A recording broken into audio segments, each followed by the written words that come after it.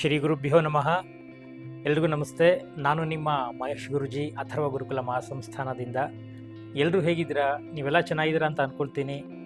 ಯಾಕೆಂದರೆ ತುಂಬ ವಿಡಿಯೋಗಳಲ್ಲಿ ನಾವು ಆರೋಗ್ಯಕ್ಕೆ ಸಂಬಂಧಪಟ್ಟಂತಹ ಬೇಕಾದಷ್ಟು ವಿಚಾರಗಳನ್ನು ನಾವು ಮಾತಾಡ್ತಾನೆ ಇರ್ತೀವಿ.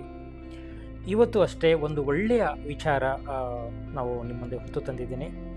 ಅದೇನಪ್ಪ ಅಂದರೆ, ಕೇವಲ ಶಬ್ದದಿಂದ ಕೇವಲ ಶಬ್ದದಿಂದ ನಮ್ಮ ಆರೋಗ್ಯನ ಸರಿ ಮಾಡ್ಕೋಬಹುದಾ ಅಂದರೆ ಹೌದು, ಇವತ್ತಿನ ಸಂಚಿಕೆ ಅದೇ. ಶಬ್ದದಿಂದ ಅಂದರೆ ಪ್ರಕೃತಿಯಲ್ಲಿ ಇರುವಂತಹ ಶಬ್ದದಿಂದ ನಮ್ಮ ಅನೇಕ ರೋಗಗಳನ್ನು ನಾವು ಸರಿ ಮಾಡಿಕೊಳ್ಬಹುದು. ಹೌದಾ ಗುರುಗಳು, ಇದೆಲ್ಲ ಸಾಧ್ಯನಂದರೆ ಸಾಧ್ಯ. ಪ್ರಯತ್ನಿಸಿ ನೋಡಿ. ಬೇಕಾದಷ್ಟು ರೋಗಗಳಿಗೆ ಬೇಕಾದಷ್ಟು ಪರಿಹಾರ ಇದೇ ನಮ್ಮ ಪ್ರಕೃತಿಯಲ್ಲಿ ಅಡಗಿದೆ. ಈ ಪ್ರಕೃತಿಯಲ್ಲಿ ಇರುವಂಥ ಶಕ್ತಿಯನ್ನು ನಾವು ಸದ್ಬಳಕೆ ಮಾಡ್ಕೊಳ್ತಾ ಇಲ್ಲ, ಶಬ್ದವನ್ನು ಸದ್ಬಳಕೆ ಮಾಡ್ಕೊಳ್ತಾ ಇಲ್ಲ. ಹಾಗಾಗಿ ಇದ್ರ ಬಗ್ಗೆ ಸ್ವಲ್ಪ ನಾವು ಈ ಶಬ್ದಗಳಿಂದ ಹೇಗೆ ಸರಿ ಮಾಡ್ಕೋಬಹುದು ಆ ಒಂದು ವಿಚಾರದ ಬಗ್ಗೆ ನಾವು ಇವತ್ತು ಮಾತಾಡೋಣ, ಸರಿನಾ? ನೋಡಿ, ಈ ಬ್ರಹ್ಮಾಂಡ ಯಾವಾಗ ಉಗಮ ಆಯಿತು, ಕೋಟಿ ಕೋಟಿ ಬ್ರಹ್ಮಾಂಡಗಳೆಲ್ಲ ಯಾವಾಗ ಉಗಮ ಆಯಿತು, ಆವಾಗ ಒಂದು ಶಬ್ದ ಉತ್ಪತ್ತಿ ಆಯಿತು. ಆ ಶಬ್ದವೇ ಅಕಾರ, ಉಕಾರ ಮತ್ತು ಮಕಾರ. ಅದರ ಮೂಲ ಸ್ವರೂಪವೇ ಆ, ಉ ಮತ್ತು ಮ. ಈ ಮೂರು ಸಂಜೋಡಿಸಿದಾಗ ಬರುವಂಥ ಶಬ್ದ ಓಂ. ಅಕಾರ, ಉಕಾರ ಮತ್ತು ಮಕಾರ, ಈ ಮೂರು ಶಬ್ದಗಳನ್ನು ಸೇರಿಸಿದ್ರೆ ನಿಮಗೆ ಸಿಗುವಂಥದ್ದು ಓಂಕಾರ. ಈ ಶಬ್ದ ಎಷ್ಟು ಶಕ್ತಿ ಇದೆ ಅಂದರೆ ಎಷ್ಟೋ ಜನಗಳಿಗೆ ಗೊತ್ತಿಲ್ಲ. ನಿಜವಾಗ್ಲೂ ಇಷ್ಟೊಂದೆಲ್ಲ ಶಕ್ತಿ ಇದೆ, ಇಷ್ಟೊಂದೆಲ್ಲ ಮ್ಯಾಜಿಕ್ ಇದೆಯಾ ಈ ಶಬ್ದದಲ್ಲಿ ಅಂದರೆ ಖಂಡಿತವಾಗೂ ಇದೆ. ನೀವು ಅದನ್ನು ನಾನು ಹೇಳುವಂಥದ್ದು ಕೇಳಿದ್ರೆ ನೀವು ಬೆಚ್ಚಿ ಬೆರಗಾಗ್ಬಿಡ್ತೀರ. ನಿಜವಾಗ್ಲೂ ಎಷ್ಟು ನಮ್ಮ ದೇಹಕ್ಕೆ ಬರುವಂಥ ಬೇಕಾದಷ್ಟು ರೋಗಗಳಿಗೆ, ಮಾನಸಿಕವಾಗಿ ಬರುವಂಥ ಎಷ್ಟೋ ರೋಗಗಳಿಗೆ ರಾಮಬಾಣ ಈ ಓಂಕಾರ ಶಬ್ದ. ಹಾಗಾದರೆ ಈ ಓಂಕಾರ ಎಲ್ಲಿಂದ ಶುರುವಾಯಿತು, ಅದ್ರ ಬಗ್ಗೆ ಸ್ವಲ್ಪ ಒಂದು ಸಣ್ಣ 2 ನಿಮಿಷದಲ್ಲಿ ನಾವು ಅದನ್ನು ಮುಗಿಸೋಣ. ನೋಡಿ, ನಾನು ಆವಾಗಲೇ ಹೇಳಿದಾಗೆ ಭೂಮಿ ಬ್ರಹ್ಮಾಂಡಗಳೆಲ್ಲ ಯಾವಾಗ ಸೃಷ್ಟಿಯಾಯಿತು ಆವಾಗಲೇ ಹುಟ್ಟಿದ್ದು ಈ ಓಂಕಾರ. ಈ ಓಂಕಾರ ಎಲ್ಲಿ ಇದೆ ಅಂದರೆ ಕೇವಲ ಭೂಮಿಯಲ್ಲಿ ಅಷ್ಟೇ ಅಲ್ಲ, ಬ್ರಹ್ಮಾಂಡಗಳಲ್ಲಿ, ಕೋಟಿ ಕೋಟಿ ಬ್ರಹ್ಮಾಂಡಗಳಲ್ಲಿ ಅಡಗಿದೆ. ಅಂದರೆ ನಾವು ಹೇಳ್ತೀವಲ್ವಾ, ಅಂಡ, ಪಿಂಡ, ಬ್ರಹ್ಮಾಂಡಗಳಂತ ಏನು ಹೇಳ್ತೀವಿ, ಹಾಗೆ ಎಲ್ಲದರಲ್ಲೂ ಸಹ ಅಡಗಿದೆ. ನೀವು ನಿಮ್ಮ ಕಿವಿಗಳನ್ನು ಮುಚ್ಚಿಕೊಂಡು ಶಬ್ದವನ್ನು ಆಲಿಸಿ ಅಂತ ಇರುತ್ತೆ. ಯಾವುದು ಶಬ್ದ? ಅದು ಓಂಕಾರ. ಅದಕ್ಕೆ ನೋಡಿ, ಅಂಡ ಅಂದರೆ ಒಂದು ವೀರ್ಯ, ಅಂದರೆ ಒಂದು ಪ್ರಮಾಣದ ಒಂದು ವಸ್ತು. ಅದರಿಂದ ಪಿಂಡ ಅಂದರೆ ನಮ್ಮ ದೇಹ, ಬ್ರಹ್ಮಾಂಡ, ಜಗತ್ತು, ಯೂನಿವರ್ಸ್ ಅಂತ ಏನು ಹೇಳ್ತೀವಿ ಅದು. ಇದೆಲ್ಲವೂ ಸಹ ಈ ಓಂಕಾರದಿಂದನೇ ಬೆರೆತಿದೆ. ಈ ಓಂಕಾರ ಅನ್ನುವಂಥದ್ದು ಕೇವಲ ಭೂಮಿಯಲ್ಲಿ ಅಷ್ಟೇ ಇಲ್ಲ, ನಮ್ಮ ಸೋಲಾರ್ ಗ್ಯಾಲಕ್ಸಿ, ತಾರಾಮಂಡಲ, ಅಧಿತಾರಾಮಂಡಲ, ಪ್ರತ್ಯಧಿತಾರಾಮಂಡಲ ಎಲ್ಲವನ್ನು ಆವರಿಸಿದೆ. ಅಂದರೆ ಕೋಟಿ ಕೋಟಿ ಬ್ರಹ್ಮಾಂಡಗಳನ್ನು ಇದೇ ಶಬ್ದವೇ ಆವರಿಸಿದೆ. ನೀವು ಯಾವ ಗ್ರಹಕ್ಕೆ ಹೋದ್ರೂ ಈ ಶಬ್ದ ಇದ್ದೇ ಇರುತ್ತೆ. ಇವತ್ತು ಬೇಕಾದಷ್ಟು ಸಂಶೋಧನೆಗಳೆಲ್ಲ ನಡೆದಿದೆ. ನಾಸಾದವರು ಬೇಕಾದಷ್ಟು ಪರೀಕ್ಷೆಗಳನ್ನು ಇವತ್ತು ಮಾಡಿದ್ದಾರೆ. ಸೈಂಟಿಫಿಕಲಿ ನಿಮಗೆ ಪ್ರೂವನ್ನಾಗಿದೆ, ಹೌದು, ಈ ಶಬ್ದವೇ ಎಲ್ಲ ಬ್ರಹ್ಮಾಂಡಗಳನ್ನು, ಎಲ್ಲ ಗ್ರಹಗಳನ್ನು ಆವರಿಸಿರುವಂಥದ್ದು ಇದೇ ಶಬ್ದ ಅಂತ ಹೇಳ್ಬಿಟ್ಟು. ಹಾಗಾಗಿ ಈ ಶಬ್ದ ಗ್ರಹಗಳನ್ನು ಅಷ್ಟೇ ಅಲ್ಲ, ಭೂಮಿಗಳನ್ನು ಅಷ್ಟೇ ಅಲ್ಲ, ಬ್ರಹ್ಮಾಂಡಗಳನ್ನು ಅಷ್ಟೇ ಅಲ್ಲ, ಹೇಗೆ ಹೀಲ್ ಮಾಡುತ್ತೆ ಆ ಶಬ್ದ, ಅದೇ ರೀತಿಯಾಗಿ ನಮ್ಮ ದೇಹದಲ್ಲಿನ ಎಷ್ಟೋ ಆರೋಗ್ಯ ಸಮಸ್ಯೆಗಳಿಗೆ ಒಂದು ಒಳ್ಳೆಯ ಫಲಿತಾಂಶವನ್ನು ಕೊಡ್ತಾ ಹೋಗುತ್ತೆ. ನೋಡಿ, ನಮಗೆ ಎಷ್ಟೋ ಮಾನಸಿಕ ಕಾಯಿಲೆಗಳು ಬರುತ್ತೆ ಅಲ್ವಾ? ಆ ಮಾನಸಿಕ ಕಾಯಿಲೆಗಳಿಗೆ ನಾವು ದೈಹಿಕವಾಗಿ ಇಂಜೆಕ್ಷನ್ ಮಾತ್ರೆಗಳನ್ನು ತಗೊಂಡ್ರೆ ಮಾನಸಿಕ ಕಾಯಿಲೆಗಳು ಸರಿ ಹೋಗೋದಿಲ್ಲ. ಇವತ್ತು ನೀವೆಲ್ಲರೂ ಸಹ ಮಾನಸಿಕ ಕಾಯಿಲೆಯಿಂದ ಎಷ್ಟು ನರಳ್ತಾ ಇದ್ದೀರಾ? ಮಾನಸಿಕ ಕಾಯಿಲೆಗಳಿಗೆ ಎಲ್ಲಾದರೂ ಮೆಡಿಸಿನ್ ಸಿಗುತ್ತಾ ಅಲ್ವಾ? ಯಾವುದಾದ್ರೂ ನಾವು ಡಾಕ್ಟರ್ಗಳ ಹತ್ರ ಹೋದರೆ, ನೀವು BP ಬಂದಿದೆ, ಶುಗರ್ ಬಂದಿದೆ ಅಥವಾ ಇನ್ನೇನೋ ಅಂದರೆ ಅವ್ರು ಏನು ಹೇಳ್ಬೋದು ನಿಮಗೆ? ಟೆನ್ಷನ್ ಮಾಡ್ಕೋಬೇಡಿ, ಜಾಸ್ತಿ ಉದ್ವೇಗಕ್ಕೆ ಒಳಗಾಗಬೇಡಿ, ಜಾಸ್ತಿ ಯೋಚನೆ ಮಾಡಬೇಡಿ ಅಂತಾರೆ ಅಲ್ವಾ? ಇದೆಲ್ಲ ಟೆನ್ಷನ್ನು, ಉದ್ವೇಗ ಅಥವಾ ಚಿಂತೆಗಳು ಬರುವಂಥದ್ದು ದೇಹದಿಂದ ಬರುತ್ತೋ ಮನಸ್ಸಿಂದ ಬರುತ್ತೋ ಅಲ್ವಾ? ಅವ್ರು ಹೇಳುವಂಥದ್ದಷ್ಟೇ. ನೀವು ಬಿ ಪಿ ಶುಗರ್ ಪೇಷಂಟ್ಗಳಾದರೆ ಅವ್ರು ಹೇಳುವಂಥದ್ದು, ನೀವು ಜಾಸ್ತಿ ಟೆನ್ಷನ್ ಮಾಡ್ಕೋಬೇಡಿ, ಜಾಸ್ತಿ ಒತ್ತಡಕ್ಕೆ ಒಳಗಾಗಬೇಡಿ, ತುಂಬ ಖುಷಿ ಪಡಬೇಡಿ, ತುಂಬ ಆಳಬೇಡಿ ಅಥವಾ ತುಂಬ ಯೋಚನೆ ಮಾಡಬೇಡಿ ಅಂತೇಳಿ. ಇವೆಲ್ಲ ಬರುವುದು ಎಲ್ಲಿಂದ? ಮನಸ್ಸಿನ ಭಾವನೆಗಳಿಂದ ಅಲ್ವಾ? ಹಾಗಾಗಿ ಮನಸ್ಸಿಗೆ ಇದುವರೆಗೂ ಯಾವ ಮೆಡಿಸಿನ್ಸ್ ಎಲ್ಲ ಬಂದಿಲ್ಲ ಅಲ್ವಾ? ಹಾಗಾಗಿ ಪ್ರಕೃತಿಯಲ್ಲಿಯೇ ಬೇಕಾದಷ್ಟು ಮೆಡಿಸಿನ್ಸು ಭಗವಂತ ನಮಗೆಲ್ಲ ಕೊಟ್ಟಿದ್ದಾನೆ ನೋಡಿ. ವಿಶೇಷವಾಗಿ ಥೈರಾಯ್ಡ್ ರಿಲೇಟೆಡ್ ಇರುವಂಥದ್ದು ವಿಶೇಷವಾಗಿ ಗಂಡಸರಿಗೂ ಬರುತ್ತೆ, ಹೆಂಗಸರಿಗೂ ಬರುತ್ತೆ ಥೈರಾಯ್ಡ್ ಸಮಸ್ಯೆಗಳೆಲ್ಲ ನೋಡಿ. ಈ ಥೈರಾಯ್ಡ್ಗೆ ಏಕೈಕ ರಾಮಬಾಣ ಓಂಕಾರ.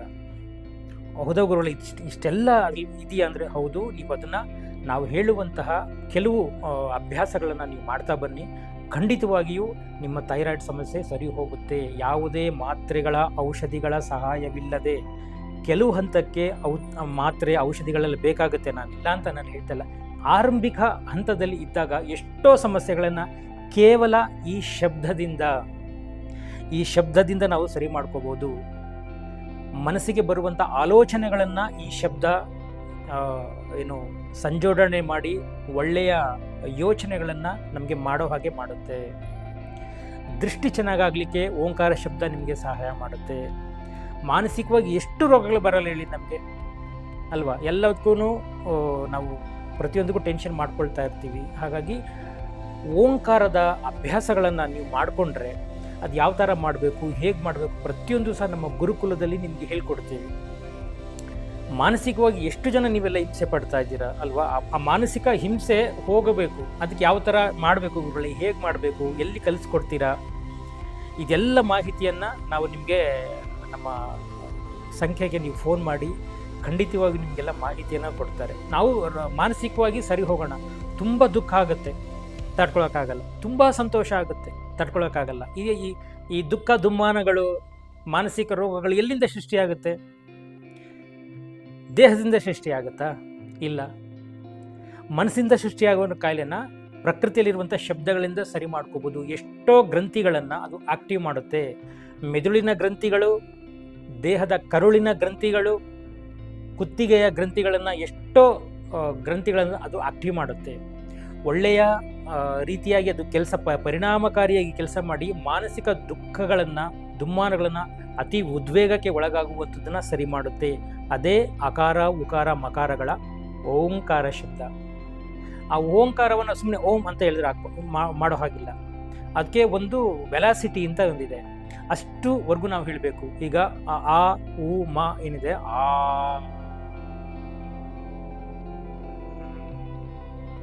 ನೋಡಿ ಇಲ್ಲಿ ಆ ಉ ಮತ್ತೆ ಮಾ ಇರುತ್ತೆ. ಅದು ಕುತ್ಕೋಬೇಕು, ನಮ್ಮ ದೇಹಕ್ಕೆ ಸೆಟ್ ಆಗಬೇಕು. ಹೇಗಿಡಬೇಕು? ಚಿನ್ ಮುದ್ರೆ ಸಹಜವಾಗಿ ನಿಮಗೆಲ್ಲರಿಗೂ ಗೊತ್ತೇ ಇರುತ್ತೆ. ಅದನ್ನು ಹೀಗಿಟ್ಕೊಂಡು ಯಾವ ಥರ ಹೇಳಬೇಕು, ಹೇಗೆ ಪ್ರಾಕ್ಟೀಸ್ ಮಾಡಬೇಕು ಅಂದರೆ, ನೀವು ಎಲ್ಲಿ ಸಹ ಆ ಮನಸ್ಸನ್ನು ನಿಮ್ಮ ನೆತ್ತಿಯ ಭಾಗ ಏನಿದೆ ಅಂದರೆ ಬ್ರಹ್ಮಸ್ಫುಟ ಅಂತ ನಮ್ಮ ನೆತ್ತಿಯ ಭಾಗದ ಬಿಂದು ಅಲ್ವಾ, ಈ ಬಿಂದುಗೆ ನೀವು ಗಮನವನ್ನು ಕೊಟ್ಟು ಅದನ್ನು ಪ್ರಾಕ್ಟೀಸ್ ಮಾಡಬಹುದು. ಅಥವಾ ಮೂಲಾಧಾರದ ಚಕ್ರಕ್ಕೆ ಕೊಟ್ಟು ನೀವು ಗಮನವನ್ನು ಇರಿಸಿ ಓಂಕಾರವನ್ನು ಪ್ರಾಕ್ಟೀಸ್ ಮಾಡೋದು. ಅಥವಾ ನಿಮ್ಗೆ ಎಲ್ಲಿ ಸಮಸ್ಯೆ ಇರುತ್ತೆ, ಯಾವ ಕೈಕಾಲುಗಳು ಪೇಯ್ನ್ ಆಗ್ತಾ ಇರುತ್ತೆ, ಅಥವಾ ಥೈರಾಯ್ಡ್ ರಿಲೇಟ್ ಆಗಿರ್ಬೋದು, ನಿಮಗೆ ಮಾನಸಿಕವಾಗಿ ಹಿಂಸೆ ಆಗುವಂಥ ಮೆದುಳಿನ ಸಮಸ್ಯೆಗಳಾಗಿರ್ಬೋದು, ಎಲ್ಲವನ್ನೂ ಸಹ ನಿಮಗೆ ಅದು ಸರಿ ಮಾಡ್ತಾ ಹೋಗುತ್ತೆ. ಅದಕ್ಕೆ ಕೆಲವು ಕ್ರಮಗಳಿಂದ ಮಾಡಬೇಕು. ಒಬ್ಬ ಗುರುವಿನ ಮಾರ್ಗದರ್ಶನದಿಂದ ಮಾಡಿದ್ರೆ ಅದು ಸರಿ ಹೋಗುತ್ತೆ. ಈಗ ಯೋಗ ಕ್ಲಾಸ್ಗಳಿದೆಲ್ಲ ಮಾಡ್ತಾರೆ, ಆನ್ಲೈನಲ್ಲಿ ಮಾಡ್ತೀನಿ ಅಂತಾರೆ. ಎಷ್ಟು ನಿಜವಾಗ್ಲೂ ಆನ್ಲೈನಲ್ಲೆಲ್ಲ ಪರಿಹಾರ ಆಗುತ್ತಾ? ಸರಿಯಾಗಿ ನಿಜವಾಗ್ಲೂ ಮಾಡ್ಕೋಬಹುದಾ? ಯೋಗ ಅಂದ್ರೇನು ಹೋಗಲಿ, ನಮ್ಗೆ ಆಸನಗಳ ಬಗ್ಗೆ ಗೊತ್ತಿಲ್ಲ, ಯೋಗಗಳ ಬಗ್ಗೆನೂ ಗೊತ್ತಿಲ್ಲ. ಯೋಗಾಸನ ಅಂತ ಅಂದ್ಬಿಡ್ತೀವಿ. ಯೋಗ ಅಂದ್ರೇನು ಗೊತ್ತಿಲ್ಲ, ಆಸನಗಳಂದ್ರೇನೂ ಗೊತ್ತಿಲ್ಲ. ಸುಮ್ಮನೆ ಕೈಕಾಲುಗಳನ್ನ ಬೆಂಡ್ ಮಾಡಿಕೊಂಡು ಏನೋ ಮಾಡಿದ ತಕ್ಷಣ ನಾವು ಯೋಗ ಪಟ್ಟು ಅಂತ ಹೇಳೋಕ್ಕಾಗುತ್ತಾ? ಆಸನಗಳಷ್ಟೇ ಅದು, ಯೋಗ ಅಲ್ಲ. ಯೋಗ ಅಂದರೆ ಅದರ ಅರ್ಥಗಳೇ ಬೇರೆ. ಹಾಗಾಗಿ ಈ ಶಬ್ದ ಏನಿದೆ, ಈ ಶಬ್ದವನ್ನು ನಾವು ಅಕಾರ ಉಕಾರ ಮಕಾರಗಳ ಶಬ್ದವನ್ನು ನಾವು ಸರಿಯಾಗಿ ಸದ್ಬಳಕೆ ಮಾಡಿಕೊಂಡು ನಮ್ಮ ಮಾನಸಿಕ ರೋಗಗಳು ನೋಡಿ, ಇದರಿಂದ ಎಷ್ಟು ಹ್ಯಾಬಿಟ್ಸ್ಗಳು ಹೋಗುತ್ತೆ. ಮನಸ್ಸನ್ನು ಸರಿ ಮಾಡ್ಕೊಂಡ್ಬಿಟ್ರೆ ಅತಿ ಉದ್ವೇಗಕ್ಕೆ ಒಳಗಾಗುವುದು, ಅತಿ ಆಸೆ ಪಡುವಂಥದ್ದು, ಅಥವಾ ಇನ್ನೇನೋ ಬೇರೆ ಚಿಂತೆ ಮಾಡುವಂಥದ್ದು, ಕೆಟ್ಟ ಅಭ್ಯಾಸಗಳು, ದುರಭ್ಯಾಸಗಳನ್ನು ಇದು ಬಿಡಿಸುತ್ತೆ. ಇದನ್ನು ಹೇಗೆ ಪ್ರಾಕ್ಟೀಸ್ ಮಾಡಬೇಕು ಅದನ್ನು ನಾವು ನಿಮಗೆ ಹೇಳ್ಕೊಡ್ತೀವಿ. ಇದನ್ನು ಕಲ್ತ್ಕೊಳ್ಳಿ. ನೀವು ಕಲ್ತ್ಕೊಂಡು ಮನೆಯಲ್ಲಿ ಅಭ್ಯಾಸ ಮಾಡ್ಕೊಳ್ಳಿ. ನಮ್ಮ ಗುರುಕುಲದಲ್ಲಿ ಇದಕ್ಕೋಸ್ಕರವಾಗಿ ಎಷ್ಟೋ ಮಕ್ಕಳಿಗೆ ನಾವು ಓಂಕಾರದ ಅಭ್ಯಾಸಗಳನ್ನ ಹೇಳ್ಕೊಡ್ತೀವಿ. ಯಾವ ರೀತಿ ಮಾಡಬೇಕು, ನಿಮ್ಮ ಗಮನ ಎಲ್ಲಿರಬೇಕು, ಅದರ ಅಭ್ಯಾಸ ಕ್ರಮ ಹೇಗೆ, ಎಲ್ಲವನ್ನು ಸಹ ನಮ್ಮ ಗುರುಕುಲದಲ್ಲಿ ನಿಮಗೆ ಹೇಳ್ಕೊಡ್ತೀವಿ. ಹಾಗಾಗಿ ಎಲ್ಲರೂ ಸಹ ಈ ಒಂದು ನಾನು ಹೇಳ್ತಾ ಇದ್ದೀನಲ್ಲ, ಎಷ್ಟೋ ಜನ ಗುರುಗಳೇ ಆ ಟ್ಯಾಬ್ಲೆಟ್ ತೊಗೊಂಡೆ ಗುರುಗಳೇ, ಈ ಟ್ಯಾಬ್ಲೆಟ್ ತೊಗೊಂಡೆ ಗುರುಗಳೇ, ಸರಿ ಹೋಗಿಲ್ಲ. ನಮಗೆ ಬೇಕಾದಷ್ಟು ಕ್ಲೈಂಟ್ಸ್ಗಳು ಬರ್ತಾನೆ ಇರ್ತಾರೆ. ನಾನು ತುಂಬ ಚಿಂತೆ ಮಾಡ್ತೀನಿ ಗುರುಗಳೇ, ತುಂಬ ಎಮೋಷನಿಗೆ ಒಳಗಾಗ್ಬಿಡ್ತೀನಿ, ತುಂಬ ಭಯ ಆಗುತ್ತೆ ನನಗೆ. ಇವೆಲ್ಲ ಮಾನಸಿಕ ಕಾಯಿಲೆಗಳೇ ಅಲ್ವಾ? ಇದಕ್ಕೆ ಎಲ್ಲರೂ ಇಂಜೆಕ್ಷನ್ಗಳು ತೊಗೊಳಕ್ಕಾಗುತ್ತಾ ಮನಸ್ಸಿಗೆ? ಇದಕ್ಕೆ ನಾನು ಹೇಳೋದು, ನಾವು ಪ್ರಜ್ಞಾವಂತರಾಗಬೇಕು. ಕೇವಲ ಹೊರಗಡೆ ಸಿಗುವಂಥ ಮಾತ್ರೆ ಔಷಧಿಗಳನ್ನ ದೇಹಕ್ಕೆ ತುಂಬಿಕೊಂಡ್ರೆ ದೇಹಕ್ಕೆ ರೋಗ ಬರುತ್ತೆ ಹೊರತು ಒಳ್ಳೆಯದಂತೂ ಆಗೋದಿಲ್ಲ. ಕೆಲವು ದೇಹದ ಭಾಗಗಳನ್ನು ಕಂಟ್ರೋಲ್ ಮಾಡಲಿಕ್ಕೆ ಅಥವಾ ಸಮಸ್ಯೆಗಳನ್ನ ತಾತ್ಕಾಲಿಕವಾಗಿ ಉಪಶಮನ ಮಾಡಲಿಕ್ಕೆ ನಿಮ್ಮ ಮೆಡಿಸಿನ್ಸ್ಗಳು ಮಾತ್ರೆಗಳು ಇರುವಂಥದ್ದು, ಪರ್ಮನೆಂಟಾಗಿ ಯಾವುದಕ್ಕೂ ಕ್ಯೂರ್ ಆಗೋದಿಲ್ಲ. ಹಾಗಾಗಿ ಈಗ ಈ ಶಬ್ದವೇನಿದೆ, ಪ್ರಕೃತಿಯಲ್ಲಿ ಇರುವಂಥ ಈ ಚೈತನ್ಯವನ್ನು ನಾವು ಬಳಸ್ಕೊಂಡು ಬೇಕಾದಷ್ಟು ಸಮಸ್ಯೆಗಳಿಗೆ, ವಿಶೇಷವಾಗಿ ಮಾನಸಿಕ ಸಮಸ್ಯೆಗಳಿಗೆ, ಆಮೇಲೆ ಏನೋ ಗೆಡ್ಡೆ ಬೆಳ್ಕೊಂಬಿಟ್ಟಿದ್ದು ಕರ್ಗ್ಬಿಡುತ್ತಾ, ಈ ಥರದ್ದೆಲ್ಲ ಬೇಡ. ದೈಹಿಕ ಕಾಯಿಲೆಗಳಿಗೆ ಆರೋಗ್ಯ ಡಾಕ್ಟ್ರು ಶಿಫಾರಸು ಮಾಡುವಂತಹ ಔಷಧಿಗೆ ಮಾತ್ರೆಗಳನ್ನು ತಗೊಳ್ಬೇಕಾಗತ್ತೆ, ಇಲ್ಲ ಅಂತ ನಾನು ಹೇಳ್ತಾ ಇಲ್ಲ. ಆದರೆ ಮಾನಸಿಕ ಸಮಸ್ಯೆಗಳಿಂದನೇ ಉಲ್ಬಣ ಆಗುವಂಥದ್ದು ಈ ದೈಹಿಕ ಸಮಸ್ಯೆಗಳು. ಒಂದ್ಸಲ ಬಾಡಿ ಇಂಬ್ಯಾಲೆನ್ಸ್ ಆಯಿತು ಅಂದರೆ, ಸಮತೋಲನ ತಪ್ಪಿತು ಅಂತಂದರೆ, ನೀವು ಜನ್ಮದಲ್ಲಿ ಅದನ್ನು ಸರಿ ಮಾಡಲಿಕ್ಕೆ ಆಗೋದಿಲ್ಲ. ಹಾಗಾಗಿ ಆರಂಭಿಕ ಹಂತದಲ್ಲಿ ಇದ್ದಾಗಲೇ ಇವನ್ನ ನಾವು ಸರಿ ಮಾಡ್ಕೋಬೇಕು. ಮಕ್ಕಳ ಆದಿಯಾಗಿ, ವಯೋವೃದ್ಧರ ಆದಿಯಾಗಿ ಈ ಪ್ರಕೃತಿಯ ಶಬ್ದವನ್ನು, ಈ ಪ್ರಕೃತಿಯ ಶಕ್ತಿಯನ್ನು ನಾವು ಸದ್ಬಳಕೆ ಮಾಡ್ಕೊಂಡು ಹೋದರೆ ಎಷ್ಟೋ ಮಾನಸಿಕ ಕಾಯಿಲೆಗಳಿಗೆ ನಾವು ಪರಿಹಾರವನ್ನು ಕಂಡುಕೋಬಹುದು. ಈ ಅಭ್ಯಾಸಗಳನ್ನು ಪ್ರತಿ ಹುಣ್ಣಿಮೆಯ ದಿನದಂದು ನಮ್ಮ ಗುರುಕುಲದಲ್ಲಿ ಹೇಳ್ಕೊಡ್ತೀವಿ. ಓಂಕಾರವನ್ನು ಯಾವ ಥರ ಪ್ರಾಕ್ಟೀಸ್ ಮಾಡಬೇಕು, ಹೇಗೆ ಮಾಡಬೇಕು ನೋಡಿ. ಆಮೇಲೆ ನಾವೆಲ್ಲ ಓಂಕಾರ ಬರೀ ಹಿಂದೂಗಳೇ ಮಾಡಬೇಕಾ? ಇದೆಲ್ಲ ತುಂಬ ನನಗೆ ಈ ವಿಚಾರ ಮಾತಾಡಬೇಕು ಅಂದರೆ ನನಗೆ ಬೇಜಾರಾಗೋಗುತ್ತೆ. ಗುರುಗಳೇ, ಓಂಕಾರ ಬರೀ ಹಿಂದೂಗಳಿಗೆದೇನಾ, ಮುಸ್ಲಿಮ್ರದ್ದೇನಾ, ಕ್ರಿಶ್ಚಿಯನ್ಗಳದ್ದೇನಾ, ಸಿಖ್ರದ್ದೇನಾ, ಜೈನರದ್ದೇನಾ, ಬುದ್ಧಿಸ್ಗಳದೇ? ಹಿಂಗೆಲ್ಲ ಏನಿಲ್ಲ ಸ್ವಾಮಿ. ಓಂಕಾರ ಅನ್ನುವಂಥದ್ದನ್ನ ನಾವಾಗಲೇ ಹೇಳಿದಾಗೆ ಪ್ರಕೃತಿಯ ಶಬ್ದ. ಆ ಉ ಮ ಯಾರು ಮಾತಾಡಲ್ಲ ಹೇಳಿ? ಅಕಾರ ಉಕಾರಗಳ ಶಬ್ದಗಳ ರಚನೆಗಳಿಂದಲೇ ಓಂಕಾರ ಹೇಗೆ ಸೃಷ್ಟಿಯಾಗ ಸಾಧ್ಯ? ಎಲ್ಲರಿಗೂ ಬೇಕು. ಗಾಳಿ ಹೇಗೆ ಆವರಿಸಿದೆಯೋ ಜಗತ್ತಲ್ಲಿ, ಬೆಂಕಿ ಹೇಗೆ ಆವರಿಸಿದೆಯೋ ಜಗತ್ತಲ್ಲಿ, ನೀರು ಜಗತ್ತಲ್ಲಿ ಹೇಗೆ ಆವರಿಸಿದೆಯೋ ಹಾಗೆಯೇ ಈ ಶಬ್ದವೂ ಸಹ, ಓಂಕಾರ ಶಬ್ದವೂ ಸಹ ಪ್ರತಿ ಮನುಷ್ಯನ, ಪ್ರತಿ ಜೀವಿಯ, ಪ್ರತಿ ಬ್ರಹ್ಮಾಂಡಗಳ ಒಳಗೆ ಮತ್ತು ಹೊರಗೆ ಸರ್ವವ್ಯಾಪಿಯಾಗಿ ಈ ಶಬ್ದ ಆವರಿಸಿದೆ. ಇದನ್ನು ತಿಳ್ಕೊಳ್ಳುವಂಥರಾಗಬೇಕು. ಓಂಕಾರ ಅಂದರೆ ಕೇವಲ ಹಿಂದೂಗಳು ಮಾಡ್ತಾರೆ, ಅವ್ರು ಮಾತ್ರ, ಹಂಗೆಲ್ಲ ಇಲ್ಲ. ಜಾತಿಗಳಿಂದ ಆಚೆ ಬಂದು ನಮ್ಮ ಆರೋಗ್ಯ ಸರಿ ಹೋಗ್ಬೇಕಂದ್ರೆ ಇವೆಲ್ಲ ನಾವು ಅಭ್ಯಾಸ ಮಾಡಲೇಬೇಕು. ಪ್ರಕೃತಿಯ ಶಕ್ತಿಯನ್ನು ನಾವು ಸದ್ಬಳಕೆ ಮಾಡ್ಕೊಳ್ಳೇಬೇಕು. ಅವ್ನು ಮಾಡಲಿ, ಇವ್ನು ಮಾಡಲಿ, ಅವ್ದು ಆ ಜಾತಿದು, ಈ ಜಾತಿದು, ಅದು ಅವರಿಗೋಸ್ಕರ ಇರುವಂಥ. ಎಲ್ಲಾದರೂ ಹೇಳಿದೆಯಾ ಓಂಕಾರ ಶಬ್ದ? ಎಲ್ಲಾದರೂ ನನಗೆ ಇದೇ ಜಾತಿ ಇದು ಅಂತ ಏನಾದರೂ ಹೇಳಿದೆಯಾ ನಿಮಗೆ? ಹೇಳಿದೆ ಹೇಳಿ. ರಕ್ತ ಎಲ್ಲರ ಎದೆ ಬಗೆದ್ರು ಸಿಗುವಂಥದ್ದು ರಕ್ತ. ನಾನು ಹೇಳುವಂಥದ್ದು ಇವನ್ನೆಲ್ಲ ಆಚೆ ಬಿಟ್ಟು ನಮ್ಮ ಆರೋಗ್ಯವನ್ನು ಸರಿ ಮಾಡ್ಕೊಳ್ಳೋಣ. ಇಂಜೆಕ್ಷನ್ ಮಾತ್ರೆಗಳು ನಿಮ್ಮ ಜಾತಿ ಕೇಳಿ ರೋಗಗಳು ಬರುತ್ತಾ? ಮೆಡಿಸಿನ್ಸ್ ಮಾತ್ರೆಗಳು ನಿಮ್ಮ ಜಾತಿ ಕೇಳಿ ಪರಿಹಾರಗಳನ್ನು ದೇಹಕ್ಕೆ ಒಳ್ಳೆಯದನ್ನು ಮಾಡ್ತಾವ? ಇಲ್ಲಲ್ವ?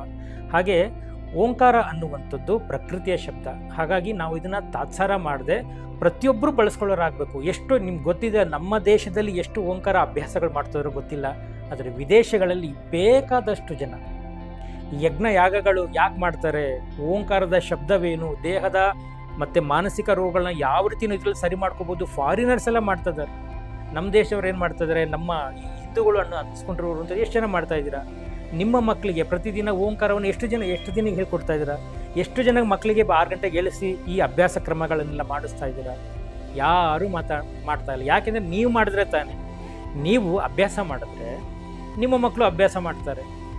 ನಮ್ಮ ಕ್ರಮಗಳೇ ಸರಿಯಿಲ್ಲ, ನಮ್ಮ ಜೀವನ ಶೈಲಿಯೇ ಸರಿಯಿಲ್ಲ. ದಿನ ಬೆಳಗಾಗಿ ಮಕ್ಕಳಿಗೆ ಟೆನ್ಷನ್ ಕೊಟ್ಟು ನಾವು ಜಗಳ ಆಡಿಕೊಂಡು ಮಕ್ಕಳಿಗೂ ಅದೇ ಅಭ್ಯಾಸಗಳನ್ನ ಕಲಿಸಿ ಮಾಡಿದ್ರೆ ಮಕ್ಕಳಿಗೆ ಹೇಗೆ ಮಾನಸಿಕ ರೋಗಗಳಿಗೆ ತುತ್ತಾಗ್ತಾರೆ, ತುಂಬ ತುಂಬ ಹೈಪರ್ ಟೆನ್ಷನ್ಗೆ ಒಳಗಾಗ್ತಾರೆ, ಅಥವಾ ತುಂಬ ದಡ್ಡರಾಗ್ತಾರೆ, ಅಥವಾ ಅತಿ ಬುದ್ಧಿವಂತರಾಗ್ಬಿಡ್ತಾರೆ.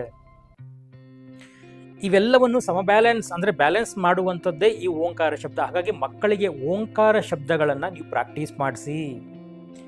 ಓಂಕಾರವನ್ನು ನೀವು ನಮ್ಮ ಗುರುಕುಲಕ್ಕೆ ಒಂದು ಸಲ ಬಂದು ಭೇಟಿ ಮಾಡಿ ಆ ಕ್ರಮಗಳನ್ನ ಒಂದು ಸಲ ಕರೆಕ್ಟಾಗಿ ತಿಳ್ಕೊಳ್ಳಿ. ಮಗು ಹೇಗೆ ಅಭ್ಯಾಸ ಮಾಡಬೇಕು, ನಾವು ಹೇಗೆ ಅಭ್ಯಾಸ ಮಾಡಬೇಕು, ಯಾವ ರೀತಿಯಲ್ಲಿ ಅದನ್ನು ಮುದ್ರೆಗಳಲ್ಲಿ ಇಟ್ಟು ಅಭ್ಯಾಸಗಳು ಮಾಡಬೇಕು.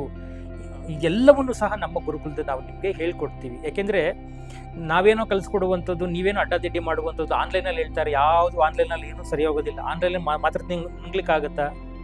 ಗುರುವಿನ ಮಾರ್ಗದರ್ಶನದಿಂದ ಅಥವಾ ವೈದ್ಯರ ಮಾರ್ಗದರ್ಶನದಿಂದ ನೀವು ಟ್ಯಾಬ್ಲೆಟ್ ಮಾತ್ರೆಗಳು ತಗೋಬೇಕು, ಅಥವಾ ದೈಹಿಕ ಇದಕ್ಕೆ ಮಾನಸಿಕವಾಗಿ ಗುರುಗಳನ್ನು ಭೇಟಿ ಮಾಡಿ. ಈಗ ಆನ್ಲೈನಲ್ಲಿ ಯೋಗ ಕ್ಲಾಸ್ ಎಲ್ಲ ಮಾಡ್ತಾರೆ, ಎಷ್ಟು ಜನ ತಗೊಳ್ತಾರೆ? ಆನ್ಲೈನಲ್ಲಿ ಯೋಗ ಕ್ಲಾಸ್ ಮಾಡುವಂಥವ್ರು ಎಷ್ಟು ಜನಕ್ಕೆ ಆರೋಗ್ಯ ಸರಿ ಹೋಗಿದೆಯಾ? ಯೋಗ ಅಂದರೆ ನೀವು ಕೇವಲ, ನಾನು ಅವಾಗಲೇ ಹೇಳಿದಾಗೆ, ಕೈ ಕಾಲುಗಳನ್ನ ಬೆಂಡ್ ಮಾಡುವಂಥದ್ದು ಕೇವಲ ಅದು ಆಸನ ಅಷ್ಟೇ. ಯೋಗ ನಿಂತಿರುವಂಥದ್ದು ಪೂರ್ತಿ ಉಸಿರಿನ ಮೇಲೆ, ಉಚ್ಛ್ವಾಸ ಮತ್ತು ನಿಶ್ವಾಸಗಳೆಲ್ಲ ಏನೇ ಅದ್ರ ಮೇಲೆ ನಿಂತಿರುವುದು, ಕುಂಭಕ ರೇಚಕ ಇದ್ರ ಮೇಲೆ, ಪ್ರಾಣಾಯಾಮದ ಮೇಲೇ ಮ್ಯಾಕ್ಸಿಮಮ್ ನಿಂತಿರುವಂಥದ್ದು ಯೋಗ. ಯೋಗ ಅಂದರೆ ಕೂಡುವಿಕೆ, ಅಂದರೆ ಸೇರುವಂಥದ್ದು. ನಮ್ಮ ಯೋಗ ಅಂತ ಹೇಳಿದ್ರೆ ನಾವೇನು ಅನ್ಕೊಂಡ್ಬಿಟ್ಟಿದ್ದೀವಿ, ಕೈಕಾಲುಗಳನ್ನ ನೋಡಿ, ಅದು ಹಂಗಲ್ಲ. ಆಸನಗಳು ಬೇರೆ. ಯೋಗ ಅಂದರೆ ಸೇರುವಂಥದ್ದು, ಪ್ರಕೃತಿಯಲ್ಲಿ ಸೇರುವಂಥದ್ದು, ಉಸಿರಲ್ಲಿ ಉಸಿರು ಸೇರಿಸುವಂಥದ್ದು. ಅದಕ್ಕೆ ಕೂಡುವಿಕೆ, ಸೇರುವಿಕೆ, ಹೊಂದುವಿಕೆ, ಇದಕ್ಕೆ ಯೋಗ ಅಂತ ಕರೀತಾರೆ. ಯೋಗ ಅಂದರೆ ಇನ್ನೊಂದು ಪದ ಇದೆ, ಅದು ಅದೃಷ್ಟ ಅಂತ ಇರ್ಬೋದು. ಆದರೆ ಯೋಗ ಅಂತ ನಾವೇನು ಮಾಡ್ತಾ ಇದ್ದೀವಿ, ಪ್ರತಿದಿನ ಎಕ್ಸಸೈಸ್ ಎಲ್ಲ ಮಾಡುವಂಥದ್ದೆಲ್ಲ ಮಾಡ್ತಾ ಇದ್ದೀವಿ. ಆಸನಗಳು ಮಾಡಿದ್ರೆ ಯೋಗ ಆಗೋದಿಲ್ಲ. ಯೋಗ ಅಂದರೆ ಉಸಿರಿನ ಮೇಲೆ ಹಿಡಿತ. ಇದನ್ನೇ ಪತಂಜಲಿ ಮಹರ್ಷಿಗಳು ಈ ಉಸಿರಿನ ಸಂಬಂಧಪಟ್ಟ ಹಾಗೆ ಪ್ರಕೃತಿಯ ರಚನೆ ಹೇಗೆ, ನಾವು ಹೇಗೆ ಇರಬೇಕು, ಎಲ್ಲಿ ಈ ಜೀವಶಕ್ತಿ ಓಡಾಡ್ತಾ ಇದನ್ನೆಲ್ಲವುದನ್ನು ಸಹ ನೋಡಿ ಮಾಡಿರುವಂಥದ್ದು ಪತಂಜಲಿ ಮಹರ್ಷಿಗಳು. ಆದರೆ ನಾವು ಯೋಗ ಅಂತ ಹೇಳ್ಬಿಟ್ಟು ಯೋಗ ಟ್ರೈನರ್ ಆಗೋದು, ಇನ್ನೇನೋ ಬೇರೆ ಮಾಡೋದು, ಆಸನಗಳು ಆನ್ಲೈನಲ್ಲಿ ಯೋಗ ಕ್ಲಾಸ್ನ ಕಲಿಸ್ಕೊಳ್ಲಿಕ್ಕೆ ಆಗುತ್ತೆ ನಿಜವಾಗ್ಲೂ. ಇವತ್ತು ಆನ್ಲೈನಲ್ಲಿ ಮಾಡುವಂಥ ದುಡ್ಡು ಮಾಡೋರು ಮಾಡ್ತಾರೆ, ಎಷ್ಟು ವ್ಯಕ್ತಿಗಳ ಆರೋಗ್ಯ ಸರಿ ಹೋಗಿದೆ. ಇದೆಲ್ಲ ಬೇಡ, ನೇರವಾಗಿ ಗುರುಗಳ ಮಾರ್ಗದರ್ಶನದಲ್ಲಿ ಯೋಗವನ್ನು ಭೌತಿಕವಾಗಿ, ಅಂದರೆ ಅಲ್ಲಿ ಹೋಗಿ ಕಲ್ತ್ಕೊಳ್ಳಿ. ಕ್ಲಾಸಸ್ ಇದ್ದರೆ ಕ್ಲಾಸಸ್ಗಳನ್ನ ಅಟೆಂಡ್ ಮಾಡಿ, ಅಂದರೆ ಅಲ್ಲಿ ಹೋಗಿ. ಆನ್ಲೈನಲ್ಲಿ ಕಲ್ತ್ಬಿಟ್ಟು ನಾನು ಸರಿ ಹೋಗ್ತೀನಿ ಅಂದರೆ ಇದು ಶುದ್ಧ ಸುಳ್ಳು. ನಿಮ್ಮನ್ನು ಅವರು ಬಕ್ರಾ ಮಾಡ್ತಾರೆ ಹೊರತು ಆನ್ಲೈನಲ್ಲಿ ಏನೂ ಸಹ ಸರಿ ಹೋಗೋದಿಲ್ಲ. ಅವ್ರೇನು ಹೇಳ್ಕೊಡ್ತಾರೆ ಅದನ್ನು ನೀವು ಪ್ರಾಕ್ಟೀಸ್ ಮಾಡಿ. ಅಲ್ಲಿಗೆ ಹೋಗಿ ಗುರುವಿನ ಹತ್ರನೋ ಅಥವಾ ಯೋಗ ಮಾಸ್ಟರ್ ಹತ್ರ ಹೋಗ್ಬಿಟ್ಟು ಕರೆಕ್ಟಾಗಿ ಉಚ್ಛ್ವಾಸ ನಿಶ್ವಾಸಗಳೆಲ್ಲ ಹೇಗೆ ಮಾಡಬೇಕು, ಮನಸ್ಸನ್ನು ಹೆಂಗೆ ಸಂಜೋಡಿಸ್ಬೇಕು, ಪ್ರಕೃತಿಯ ಚಲನೆ ಏನು, ಪ್ರಕೃತಿಯ ಶಬ್ದ ಏನು, ಅದೆಲ್ಲ ಸಮೀಕರಣಗೊಳಿಸ್ಕೊಂಡು ನಾವು ಯಾವ ರೀತಿ ಯೋಗವನ್ನು ಮಾಡಬೇಕು, ಅದ್ರ ಜೊತೆಗೆ ಆಸನಗಳನ್ನು ಯಾವ ಥರ ಮಾಡಬೇಕು, ಎಲ್ಲವನ್ನೂ ಗುರುವಿನ ಮಾರ್ಗದರ್ಶನದಲ್ಲಿ ಕಲ್ತ್ಕೊಂಡು ಬಂದಾದಮೇಲೆ ಅದನ್ನು ಮನೇಲಿ ಅಭ್ಯಾಸ ಮಾಡಿ. ಮೊಬೈಲ್ ಇಟ್ಕೊಂಡು ಆನ್ಲೈನಲ್ಲಿ ನಾನು ಕಲ್ತ್ಕೋತೀನಿ ಅಂದರೆ ಹೆಂಗೆ ಸಾಧ್ಯ? ಉಸಿರು ಒಂದು ಕೆಲವು ಆಸನಕ್ಕೆ ಉಸಿರುಗಳು ತೊಗೊಂಡು ಮಾಡಬೇಕು, ಕೆಲವು ಬಿಟ್ಟು ಮಾಡಬೇಕು. ಇದೆಲ್ಲ ಗೊತ್ತಾಗುತ್ತಾ ಅಲ್ವಾ? ಅದಕ್ಕೆ ಹೃದಯಕ್ಕೆ ಇಷ್ಟೇ ಬಡಿತಕ್ಕೆ ಇಷ್ಟೇ ಒಂದು ಮಿಡಿತ ಇರಬೇಕು ಅಂತ ಇದೆ. ನಾವು ಎಷ್ಟು ಮಾಡ್ತೀವಿ? ಕೆಲವು ಜನ ಏನೇನೋ ಮಾಡೋಕ್ಕೆ ಹೋಗಿ ಹೃದಯ ಸ್ತಂಭನ ಆದವರೆಲ್ಲ ಉದಾಹರಣೆಗಳೆಲ್ಲ ಇದೆ. ಹಾಗಾಗಿ ನೀವೇ ಕಲಿಬೇಕು. ಹೌದು, ಒಳ್ಳೆಯ ಆರೋಗ್ಯಕ್ಕೆ ಯೋಗಾಸನಗಳು ಇವೆಲ್ಲವೂ ಬೇಕು, ಇಲ್ಲ ಅಂತ ನಾನು ಹೇಳ್ತಿಲ್ಲ. ಒಬ್ಬ ಸರಿಯಾದ ಗುರುವಿನ ಮಾರ್ಗದರ್ಶನದಲ್ಲಿ ಭೌತಿಕವಾಗಿ ಅಲ್ಲಿ ಹೋಗಿ ಕಲ್ತ್ಕೊಂಡ್ಬಂದಿದ್ದ ಮನೇಲಿ ಹಂತವಾಗಿ ಪ್ರಾಕ್ಟೀಸ್ ಮಾಡಿಕೊಂಡು ನೀವು ಮನೆಯಲ್ಲಿ ಅಭ್ಯಾಸ ಮಾಡ್ಕೊಳ್ಳಿ. ಆವಾಗ ದೇಹ ಮತ್ತು ಮನಸ್ಸು ಎರಡೂ ಸರಿ ಹೋಗುತ್ತೆ. ನಾವೆಲ್ಲ ಆನ್ಲೈನಲ್ಲಿ ಹೇಳ್ಕೊಡ್ತೀವಿ. ಬೇಗ ಎಷ್ಟು ಜನ ಇದ್ರೆ ಆನ್ಲೈನಲ್ಲಿ ಹೇಳ್ಕೊಡ್ತೀನಿ ನೋಡ್ರಿ. ಎಷ್ಟು ಜನ ನೀವು ಆರೋಗ್ಯ ಸರಿ ಮಾಡ್ಕೊಂಡಿದ್ರೆ ನೀವು ಹೇಳಿ ನೋಡೋಣ. ಬೇರೆಯವರೆಲ್ಲ ಆನ್ಲೈನ್ ಶಿಕ್ಷಣ ಕೊಡುವಂಥವ್ರಲ್ಲ, ಆನ್ಲೈನಲ್ಲಿ ಯೋಗ ಹೇಳ್ಕೊಡುವಂಥವ್ರು, ಯೋಗ ಕಲಿಯುವಂಥವ್ರು ಎಷ್ಟು ಆರೋಗ್ಯ ನೀವು ಸರಿ ಮಾಡ್ಕೊಂಡಿದ್ದೀರಾ? ಇದು ಯಾವುದು ಆಗೋದು ಬೇಡ. ಹಾಗಾಗಿ ಏನೇ ಶಿಕ್ಷಣ ಆಗಿರ್ಬೋದು, ಅಲ್ಲಿ ಹೋಗಿ ಫಿಸಿಕಲ್ ಆಗಿ ಕಲ್ತ್ಕೊಂಡು ಬಂದು ಮನೇಲಿ ಅಭ್ಯಾಸ ಕ್ರಮಗಳನ್ನು ಮಾಡಿ. ಈ ಓಂಕಾರವೂ ಅಷ್ಟೇ, ಎಲ್ಲ ಇಲ್ಲೇ ಹೇಳ್ಕೊಡು ಬೇರೆ ಗುರುಗಳು ಅಂತ ಅಂದರೆ ಇದೆಲ್ಲ ಹಿಂಗೆ ಸಾಧ್ಯ? ಎಷ್ಟು ಆಯಿತು, ನಾನೇನೋ ಹೇಳ್ಕೊಡ್ತೀನಿ, ಎಷ್ಟು ದಿನ ಅಭ್ಯಾಸ ಮಾಡ್ತೀರಾ? ನಿಮ್ಗೆ ಎಷ್ಟು ಎನರ್ಜಿ ಇದೆ ನಾವು ನೋಡಬೇಕಲ್ಲ. ಎಷ್ಟು ಎನರ್ಜಿ ಬಂದಿದೆ ಅದರಿಂದ, ಎಷ್ಟು ಮಾನಸಿಕವಾಗಿ ಫಿಸಿಕಲಿ ಮೆಂಟಲಿ ನೀವು ಗಟ್ಟಿ ಆಗ್ತಾ ಇದ್ದೀರಾ, ನಾವು ಅದನ್ನು ಅಬ್ಸರ್ವ್ ಮಾಡಬೇಕಲ್ವ. ಹಾಗಾಗಿ ನಾವು ಕೊಡುವಂಥ ಕ್ರಮಗಳನ್ನು ಸರಿಯಾಗಿ ಕಲ್ತ್ಕೊಳ್ಳಿ. ಎಷ್ಟೋ ಮಾನಸಿಕ ರೋಗಿಗಳು ನಮ್ಮಲ್ಲಿ ಸರಿ ಹೋಗಿದ್ದಾರೆ, ಸರಿ ಹೋಗ್ತಾ ಇದ್ದಾರೆ, ಸರಿ ಹೋಗಬೇಕು. ಇದೇ ನಮ್ಮ ಉದ್ದೇಶ. ಯಾಕೆಂದರೆ ಆರೋಗ್ಯಕ್ಕಿಂತ ದೊಡ್ಡ ಭಾಗ್ಯ ಯಾವುದೂ ಇಲ್ಲ ಅಂತಾರೆ ಅಲ್ವಾ. ಹಣ ಹೆಂಗೆ ಬೇಕಾದ್ರೂ ಸಂಪಾದನೆ ಮಾಡೋದು, ಆದರೆ ಆರೋಗ್ಯ ಸಂಪಾದನೆ ಮಾಡುವಂಥದ್ದು ಭಾಳನೇ ಕಷ್ಟ. ಅದರಲ್ಲೂ ಮಾನಸಿಕ ಆರೋಗ್ಯವನ್ನು ಸಂಪಾದನೆ ಮಾಡ್ಕೊಳ್ಳೋದಿದೆಯಲ್ಲ, ತುಂಬಾ ಕಷ್ಟ. ಹಾಗಾಗಿ ಈ ಪ್ರಕೃತಿಯಲ್ಲಿ ಬೇಕಾದಷ್ಟು ಪರಿಹಾರಗಳು ನಮಗಿದೆ. ಅದರಲ್ಲಿ ನಾನು ಆವಾಗಲೇ ಹೇಳಿದಾಗೆ ಓಂಕಾರ ಶಬ್ದಕ್ಕೆ ಅಷ್ಟು ಮ್ಯಾಜಿಕ್ ಇದೆ, ಅಷ್ಟು ವೈಬ್ಸ್ ಇದೆ ಅದರಲ್ಲಿ, ಅಷ್ಟು ವೈಬ್ರೇಷನ್ ಬರುತ್ತೆ. ಅದನ್ನು ಸರಿಯಾದ ಕ್ರಮದಲ್ಲಿ ಅಭ್ಯಾಸ ಮಾಡಿಕೊಂಡು ನಮ್ಮ ಒಳಗೆ ಶಕ್ತಿ ಎಷ್ಟಿದೆ, ಒಳಗಿನ ತರಂಗಗಳು ಏನು ಹೇಳ್ತಿದೆ, ಒಳಗಿನ ಶಬ್ದ ಏನು, ಪ್ರಕೃತಿಯ ಶಬ್ದ ಏನು, ಇದನ್ನೆಲ್ಲ ಗಮನಿಸರಾಗಬೇಕು. ಆ ನಾವು ಗಮನ ಇಟ್ಟು ಮಾಡಬೇಕಾದ್ರೆ ನಮ್ಮ ಮನಸ್ಸು ಎಲ್ಲಿರಬೇಕು, ಹೇಗಿರಬೇಕು, ಯಾವ ಪೋಶ್ಚರ್ ಇರಬೇಕು, ಪ್ರಕೃತಿಯ ಜೊತೆ ನಾವು ಹೇಗೆ ಬೆರಿಬೇಕು, ಎಲ್ಲವನ್ನೂ ಸಹ ನಾವು ನಿಮಗೆ ತಿಳಿಸ್ಕೊಡ್ತೀವಿ. ಇದನ್ನು ಕಲ್ತ್ಕೊಳ್ಳಿ. ಒಂದು ಸಲ ಕಲ್ತ್ಕೊಂಡ್ಬಂದು ಮನೇಲಿ ಅದನ್ನು ಪ್ರಾಕ್ಟೀಸ್ ಮಾಡಿ. ಮಕ್ಕಳಿಗೆ ಹೇಳ್ಕೊಡಿ, ನಿಮ್ಮ ಮಕ್ಕಳಿಗೆ ಹೇಳ್ಕೊಡಿ. ನಿಮ್ಮ ಮಕ್ಕಳು ಮಾನಸಿಕ ಬೇರೆ ಬೇರೆದೆಲ್ಲ ಏನೇನೋ ರೋಗಗಳು ಇರುತ್ತಲ್ಲ ಅದನ್ನೆಲ್ಲ ಸರಿ ಮಾಡ್ಕೊಳ್ತಾರೆ. ಎಷ್ಟು ದುಶ್ಚಟಗಳನ್ನು ಬಿಡ್ತಾರೆ. ಹೌದು, ಯಾಕೆಂದರೆ ಮನಸ್ಸೇ ಬೇರೆ ಕಾಯಿಲೆಗಳ ಮೂಲ ಅಂತಾರೆ ಅಲ್ವಾ. ಹಾಗಾಗಿ ಮನಸ್ಸನ್ನ ಸರಿ ಇಟ್ಕೊಂಡ್ರೆ ನಿಮ್ಮ ಮಕ್ಕಳು ಎಷ್ಟೋ ಕೆಟ್ಟ ಅಭ್ಯಾಸಗಳನ್ನು ಬಿಡ್ತಾರೆ. ಸುಮ್ಮನೆ ಟೆನ್ಷನ್ ತಗೊಳ್ಳುವಂಥದ್ದು, ಸುಮ್ಮನೆ ಅಪ್ಪ ಅಮ್ಮನ ಮೇಲೆ ಜಗಳಾಡುವಂಥದ್ದು, ಕಿತ್ತಾಟ ಮಾಡುವಂಥದ್ದು, ಒಡೆಯುವಂಥದ್ದು, ಬಡಿಯುವಂಥದ್ದು ಎಲ್ಲವೂ ಸಹ ಸರಿ ಹೋಗ್ತಾರೆ. ಹಾಗಾಗಿ ಆ ಮಕ್ಕಳ ಮನಸ್ಸನ್ನು ಈ ಹಂತದಲ್ಲಿಯೇ ಮಕ್ಕಳಿಗೆ ಈ ಒಳ್ಳೆಯ ಶಿಕ್ಷಣವನ್ನು ಕೊಡಬೇಕು. ನೀವು ಸಹ ಓಂಕಾರಗಳನ್ನು ಅಭ್ಯಾಸ ಮಾಡಿಕೊಂಡು ಮಾನಸಿಕವಾಗೂ ಸಹ ನೀವು ಫಿಟ್ ಆಗಬೇಕು. ಮಕ್ಕಳಿಗೂ ಸಹ ಅದೇ ಕ್ರಮವನ್ನು ಹೇಳಿಕೊಟ್ಟು ನೀವು ಮತ್ತು ನಿಮ್ಮ ಕುಟುಂಬ ತುಂಬ ಚೆನ್ನಾಗಿ ಬದುಕಬೇಕಾಗತ್ತೆ ಅಲ್ವಾ. ಅದಕ್ಕೆ ನಾನು ಹೇಳುವಂಥದ್ದು, ನಮ್ಮ ಕ್ರಮಗಳೇನೇ ಇರುತ್ತೆ, ನಾವೇ ಹೇಗೆ ಬದುಕ್ತೀವಿ ನಮ್ಮ ಮಕ್ಕಳು ಹಾಗೆ ಬದುಕ್ತಾರೆ. ನಮ್ಮ ಜೀವನ ಶೈಲಿ ಏನಿದೆ ಇವಾಗ ನಾವು ಹಾಗೆ ಬದುಕ್ತಾ ಇದ್ದೀವಿ. ಹಾಗಾಗಬಾರ್ದು.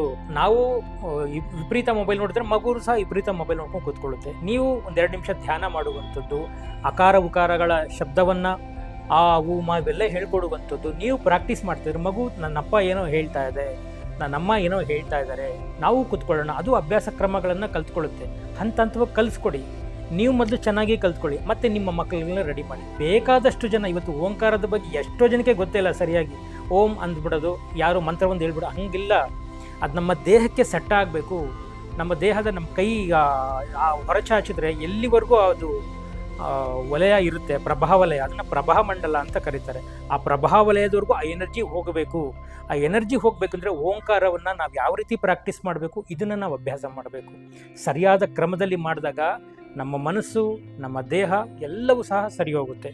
ಹಾಗಾಗಿ ಈ ಕ್ರಮವನ್ನು ನಾವು ವಿಶೇಷವಾಗಿ ಪ್ರತಿ ಹುಣ್ಣಿಮೆಯಂದು ನಾವು ನಮ್ಮ ಗುರುಕುಲದಲ್ಲಿ ಹೇಳ್ಕೊಡ್ತೀವಿ. ಹಾಗಾಗಿ ಗುರುಕುಲವನ್ನು ಸಂಪರ್ಕ ಮಾಡಿ ಇದ್ರ ಬಗ್ಗೆ ಹೆಚ್ಚಿನ ಮಾಹಿತಿನ ತಗೊಳ್ಳಿ ಅಂತ ಹೇಳ್ತಾ ಇವತ್ತಿನ ಈ ಪುಟ್ಟ ಸಂಚಿಕೆಯನ್ನು ಮುಗಿಸ್ತಾ ಇದ್ದೀನಿ. ಎಲ್ರಿಗೂ ಒಳ್ಳೆಯದಾಗಲಿ. ನಮಸ್ಕಾರ.